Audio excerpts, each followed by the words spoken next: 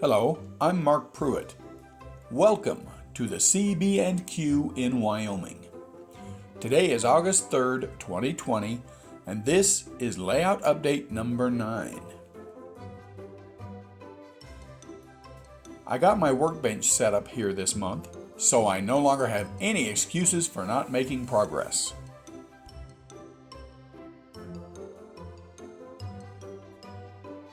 There's that strange guy in the window again.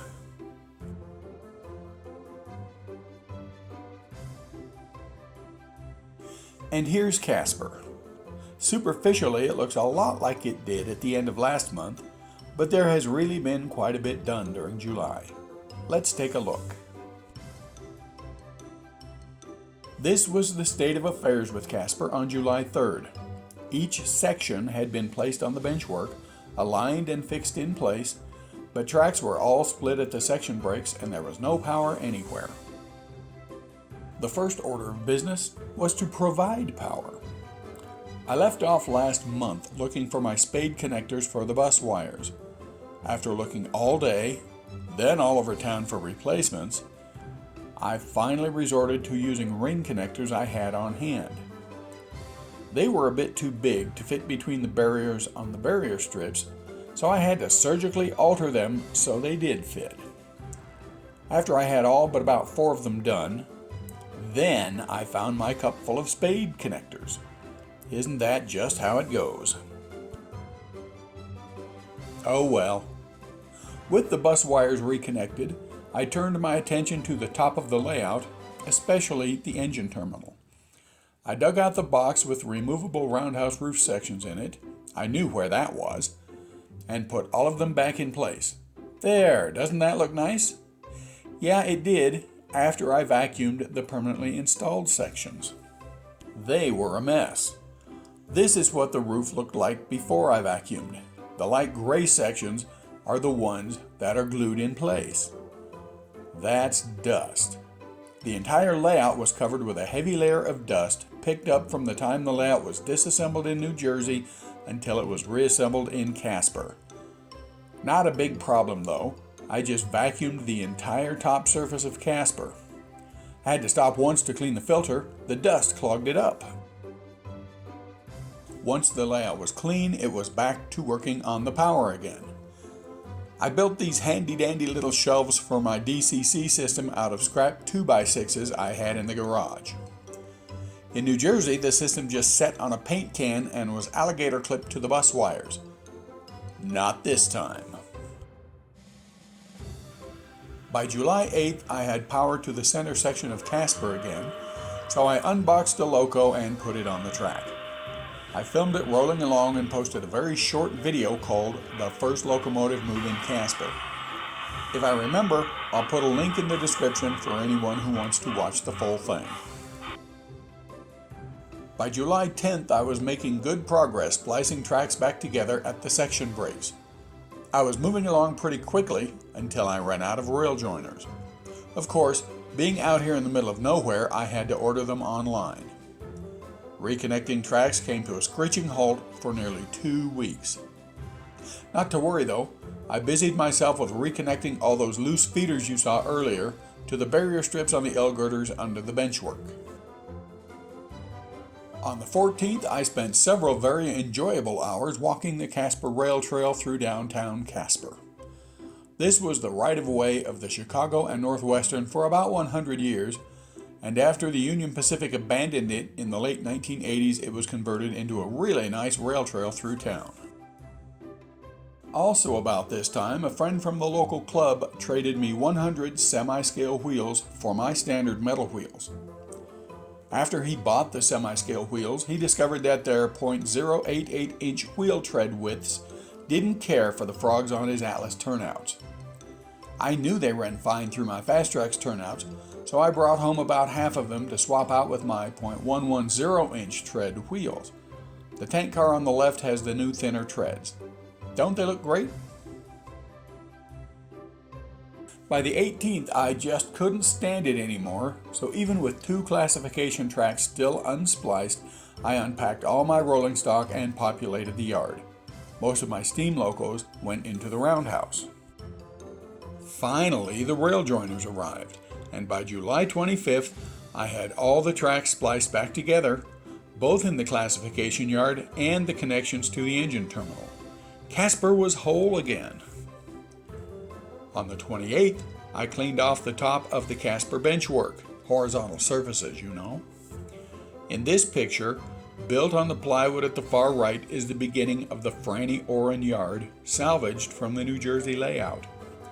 I had nowhere else to store it until I hit on this idea. Franny fits very nicely between the flanges of the I-beam supporting the center of the house. It will stay there until I'm ready to install it on the wall opposite Casper. The foam piece with track on top of Franny in the previous photo fits easily next to Franny in the I-beam. Also on the 28th, I finally got my workbench set up. It had been stored in a spare bedroom, but now that the train room is mostly done, I had a spot for it. But there's something kind of obscene about such a pristine work surface, isn't there? Easily fixed.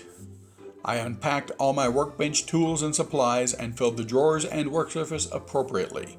I'm now ready to start modeling. The 28th was a busy day, wasn't it? While doing all this, I also spent some time at the computer revising Casper and fleshing out Riverton on the track plan. The first I did because removing the main line from looping back behind Casper in the new plan freed up some real estate for additional industries.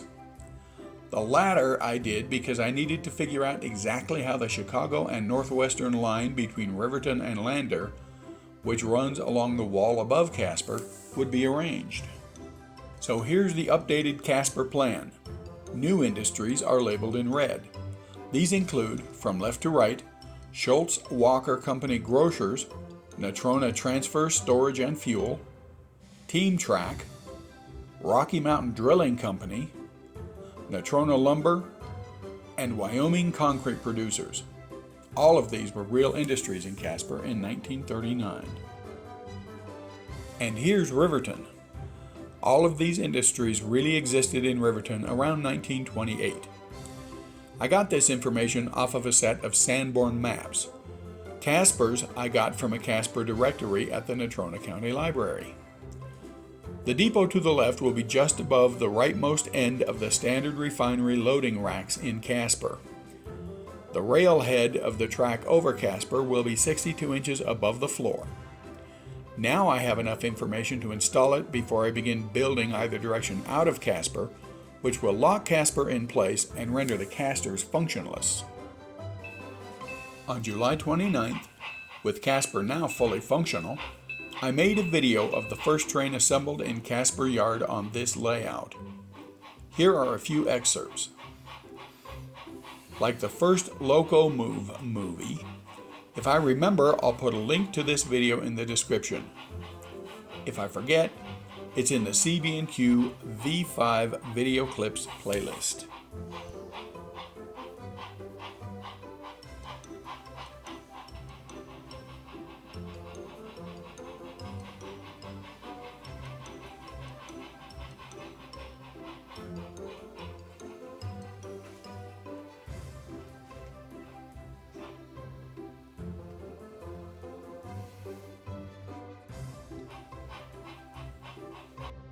I decided I might need to be able to watch how-to videos while at my workbench, so I picked up a Roku gadget at Best Buy for about $25 that streams video channels to my old dumb 27-inch Toshiba TV.